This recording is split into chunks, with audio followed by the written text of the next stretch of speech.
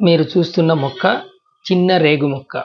ఈ మొక్కలు పొలాల్లో, బీడు పొలాల్లో విస్తృతంగా పెరుగుతాయి. ఎవరు నాటాల్సిన అవసరం లేదు.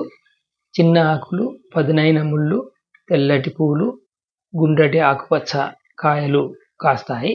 తరువాతి కాలంలో పళ్ళుగా మారి అద్భుతమైనటువంటి రుచిని కలిగి ఉంటాయి. ప్రతి భాగం కూడా విస్తృత ప్రయోజనాలు కలిగి ఉంది. బదరీపత్రం పేరుతో పూజల్లో కూడా ఉపయోగించడం చేస్తాం.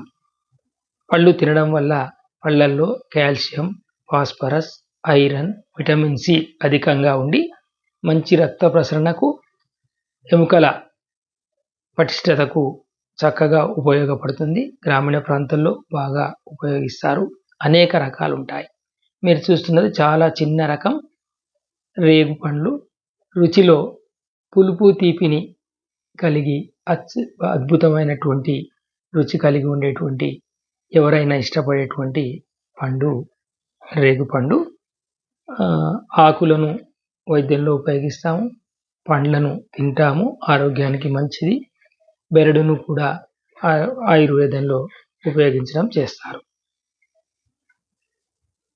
పండుగా మారినప్పుడు చెట్టుపై అందంగా ఉంటాయి.